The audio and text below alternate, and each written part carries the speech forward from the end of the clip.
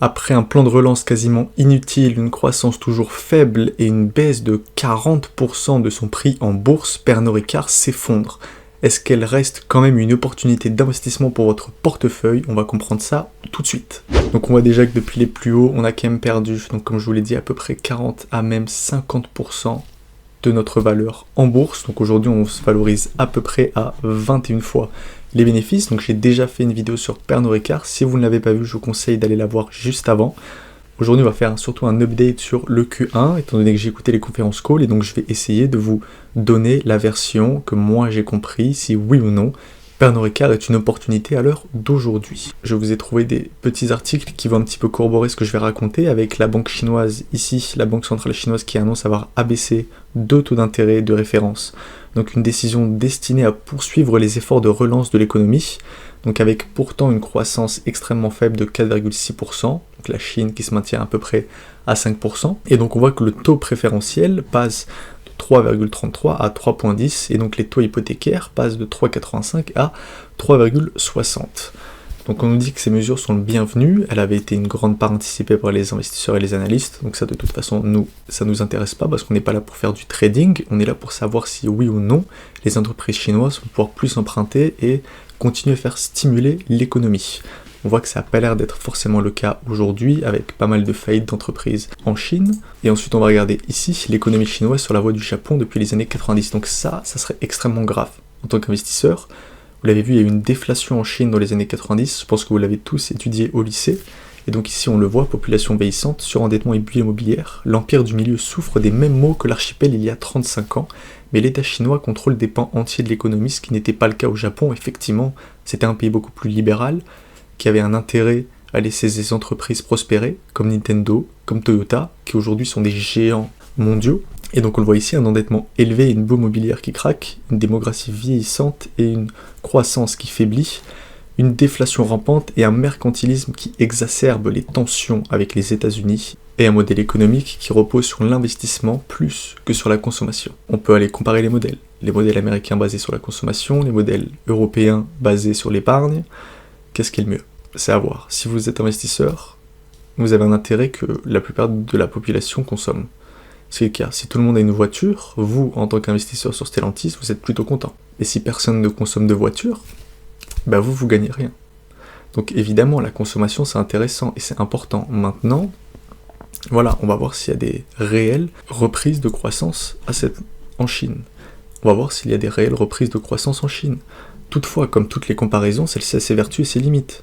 Tout d'abord, la dette totale de la Chine, qui atteint 245% du PIB, niveau supérieur que celui du Japon il y a 30 ans seulement. La dette de la Chine est détenue à pratiquement 90% par des ressortissants chinois, donc de toute façon, sa dette, elle la détient envers elle-même, et de toute façon, personne n'a de yen ou de yuan, je ne sais pas exactement la monnaie de ce pays, mais étant donné qu'elle ne vaut pas grand-chose, il n'y a aucun pays qui en dispose, à part peut-être les BRICS.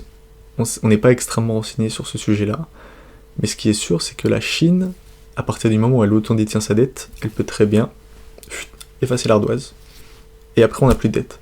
Alors que le Japon, dans les années 90, avait quand même une dette en dollars. Voilà, la transition démographique de la Chine est là, plus rapide que celle du Japon, et nul ne doute que ça pesera fortement sur la croissance potentielle. On a vu qu'évidemment, l'immobilier était un placement préféré des Chinois, comme pour nous en Europe, et ce qu'on a pu voir, c'est qu'effectivement, les prix de l'immobilier ont énormément grimpé. Ce qui avait pu être le cas en Europe aussi, particulièrement en France, où les prix de l'immobilier devenaient inaccessibles pour les personnes de la classe moyenne, et des jeunes gens qui devaient rentrer dans la vie active. Quand il y a un peu plus de 50 ans, à 20-25 ans, on pouvait déjà prendre un crédit, et à 50 ans, on avait fini de rembourser sa maison. Aujourd'hui, ce n'est plus le cas, ce n'est plus possible. Donc ensuite, on a vu l'injection de 150 milliards, ce qui est totalement rien pour un PIB qui dépasse des milliers de milliards. Et on voit ici le manque de confiance des ménages chinois, après l'éclatement de la bulle immobilière, les pousse à épargner et met à mal l'économie entière. Ce qui est le cas, l'épargne, dans un moment où le pays est en déflation, c'est tout à fait normal. Il faut se rendre compte que c'est psychologique. Prenons un exemple. Si vous prenez seulement une pomme, c'est pas quelque chose qui, dans 1 an, 2 ans, 3 ans, peu importe la pomme, elle aura toujours la même valeur, toujours la même saveur, le même aspect. Il n'y aura aucun changement. Pourtant, si je vous dis qu'aujourd'hui, votre kilo, vous pouvez l'acheter 1 euro, mais que dans 2 ans, vous l'achèterez 80 centimes, si ce n'est pas quelque chose de vital pour vous, vous pouvez très bien attendre. Ce qui fait qu'aujourd'hui, les Chinois Au lieu d'acheter une voiture qui pourrait acheter 30 000, ils préfèrent attendre 2 ans et l'acheter 24. Donc comment est-ce qu'on sort de cette stagnation ou de cette déflation? C'est très compliqué, et on n'est pas là aujourd'hui pour revoir toutes les thèses. Nous, on est là pour comprendre si oui ou non la Chine va réussir à s'en sortir. Sachant que plus de 40% du chiffre d'affaires de Pernod Ricard, 43% exactement, si on le regarde ici, vient de l'Asie. On a un petit peu moins de 50% qui fait partie de l'Inde, et le reste, on a la Chine et le Japon.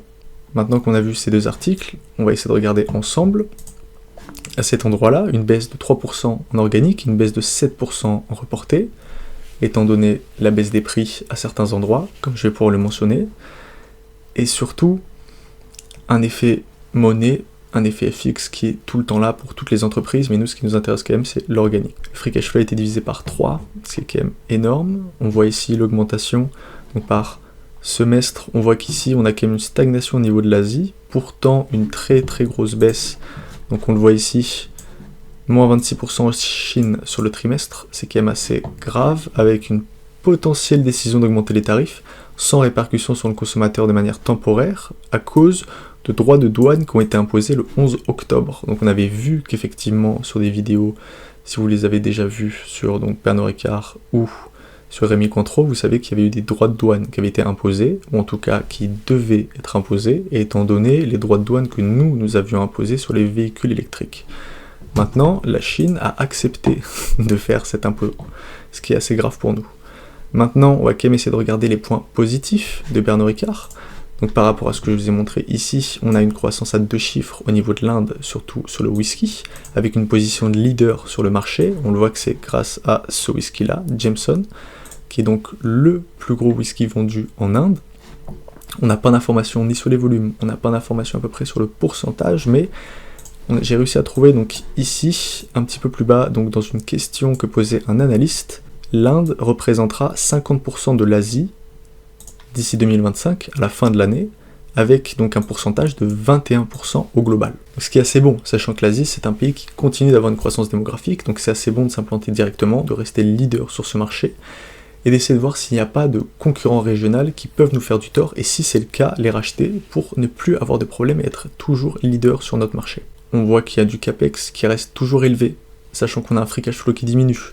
Donc avec un capex qui a une intention d'aller, vous le voyez ici, driving the train of China Pride, a world-class destination for local whiskey by local distiller using local elements. L'intérêt de l'investissement en Chine va être de ne pas se faire prendre sur les taxes douanières, étant donné qu'on produit en Chine, on apparaît comme une marque chinoise auprès des consommateurs et non comme une marque européenne ou une marque américaine, ce qui nous permet d'avoir la confiance des consommateurs chinois et la confiance du gouvernement. Ce qu'on voit ici, ça nous intéresse assez peu.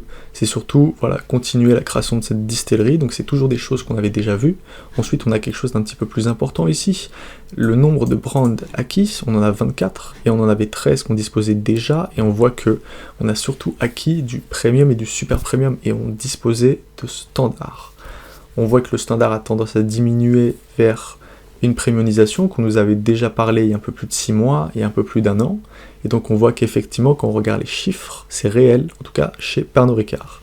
Maintenant c'est à comparer aussi avec Diageo, avec Rémy Cointreau, avec toutes les boîtes, donc Heineken, avec toutes ces boîtes-là qui vont fabriquer de l'alcool, si oui ou non, est-ce qu'elles ont toutes un intérêt à se premiumiser? On l'avait vu. C'est-à-dire que si tout le monde veut se premiumiser, personne n'est premium, finalement. Si ensuite on continue plus bas, donc on nous montre la plupart des choses, donc on nous montre la plupart des produits qu'on continue à vendre, donc on le voit ici en Inde, l'augmentation stratégique, Global Travel Retail, on voit qu'ici, donc ce qu'on vend dans les aéroports, on a toujours 95 par rapport au pré-Covid, c'est-à-dire que ce que nous donnait aussi LVMH, on n'a toujours pas revenu aux chiffres de vente qu'on avait avant Covid, ce qui est quand même assez dommage pour ce genre d'entreprise. Maintenant, à part les régions, etc., et donc les brands, on voit ici qu'au niveau du vin, ça baisse, au niveau des brands stratégiques, ça baisse, au niveau des local brands, donc ça c'est ce que je vous ai dit juste au-dessus, donc avec la Chine et l'investissement dans les local brands, c'est-à-dire que finalement, ce qui représente seulement 17% du chiffre d'affaires, c'est ça qui nous fait avoir une croissance, c'est-à-dire des marques qui sont locales. Ce que je vous ai dit au tout début, si Pernod Ricard avait une intention d'acquérir toutes les marques que l'Inde propose dans son pays, elle serait sûrement mieux imposée dans le pays, avec beaucoup plus de diversification au niveau de ses produits et surtout une confiance des consommateurs, étant donné qu'on est sur une marque implantée, qui existe déjà dans le pays. Si on doit maintenant aller dans des choses un petit peu plus dommages pour Pernod Ricard, on a une gestion des stocks minutieuse de la part des détaillants, malgré un programme de marketing solide, c'est-à-dire qu'il y a un investissement continuel dans le marketing, surtout aux États-Unis, pourtant avec une gestion des stocks minutieuse, donc ça c'est ce qu'on nous dit depuis déjà 1 an. Bizarrement, les détaillants continuent de gérer leurs stocks de manière très minutieuse. On a une baisse des tarifs aux États-Unis à cause des promotions intensives, donc ça, on a moins 7%, et donc on voit ici, voilà, la résilience, on continue de normaliser. On voit qu'ici, on gagne des parts de marché sur ces brands-là, on a des investissements qui sont importants, mais on ne nous donne pas effectivement les informations que nous, on allait chercher dans le conference call, qui sont que tous nos concurrents, tous leurs concurrents font énormément de promotions aux États-Unis, ce qui leur a causé du tort et donc a dû diminuer leur marge. Ensuite, on a une continuité dans la guidance, donc réaffirmation de la guidance de 2 à 3% d'augmentation du chiffre d'affaires sans baisse de marge, c'est-à-dire que potentiellement on a une augmentation des prix, même si le volume se stabilise, on essaye de sortir la tête de l'eau. Malgré un Q1 en deçà des estimations, donc c'est ce qu'on a vu, et toujours cette question d'inventory, toujours cette question des gestions des stocks minutieuses qui revient, c'est-à-dire quand un analyste pose une question, on va souvent avoir les mêmes réponses, on est sur une normalisation, on a un inventaire qui doit s'ajuster, et voilà, on a des problèmes macroéconomiques. Et ensuite, en tout dernier, il y a quelqu'un qui vient de poser une question sur la taxe en France, où oui, il y aura une augmentation de la taxe en France de 0,3 points de pourcentage, donc ils vont passer de 25,1 à 25,4, donc c'est pas non plus une super grosse différence, mais effectivement, encore le plan Barnier qui va saccager notre vie. Voilà, donc maintenant qu'on a pu voir tout ce qu'il y avait ici, on voit, voilà, donc là on a les informations un petit peu plus importantes, la marge qui augmente, c'est-à-dire avec l'augmentation de prix, ensuite on a une baisse des FX, une augmentation des coûts structures et une augmentation une baisse des volumes à ce niveau-là, ce qui nous donne quand même une marge qui passe de 34 à 32, c'est pas énorme, voilà, il faut pas non plus, mais surtout c'est le earning par share, vous le voyez ici, qui baisse de 16%.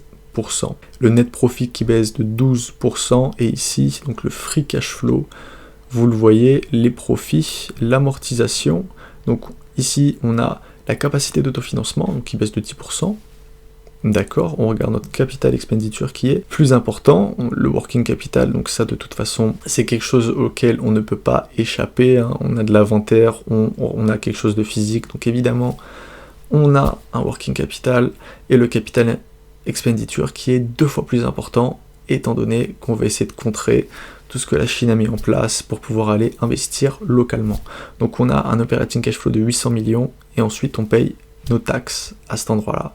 Et bizarrement, on va payer plus de taxes, 400 millions, ce qui nous donne un free cash flow de 389 millions. Et avec une perte non recurring item, on ne sait pas ce que c'est, et on a une perte de 300. On gagne seulement 300 millions en free cash flow, c'est-à-dire pour pouvoir verser un dividende ou rembourser la dette, sachant que notre dette sur EBITDA a augmenté, étant donné que nos EBITDA ont baissé mécaniquement, on le voit ici, la capacité d'autofinancement, donc les EBITDA, on a une baisse de 10%, donc si on multiplie ça par 2, on arrive à 4 milliards, on arrive quand même sur une entreprise qui vaut 32, pour un EBITDA à 4,5 milliards, on arrive quand même sur une entreprise qui est valorisée à 8 fois ses EBITDA, sachant que par rapport au cash flow, en fait, il y a une réelle différence entre les EBITDA et les cash flow. Donc, est-ce que l'EBITDA a la réelle rentabilité de l'entreprise ? J'en ai pas l'impression. Donc, je pense qu'aujourd'hui, au prix où vous l'achetez, finalement, même après une sacrée baisse, Pernod Ricard a l'air toujours sous-évalué. Même si, voilà, on peut le dire, l'alcool, techniquement, on devait avoir une stabilité et une garantie de protection, étant donné qu'on est dans la consommation non discrétionnaire, une consommation qui est à peu près habituelle pour les consommateurs, et pourtant, on a une baisse mécanique de notre chiffre d'affaires et une continuité sur du plat, avec une entreprise qui fait en moyenne 7% de croissance par an, sachant que là, on est sur une normalisation sur les 2-3 prochaines années. Pourquoi l'acheter à 20 fois les bénéfices ? Je ne sais pas. Si vous appréciez ce genre de vidéo, n'hésitez pas à mettre un like, ça me soutient énormément, vous abonner à la chaîne pour ne rater aucune des prochaines vidéos, et moi je vous dis à bientôt.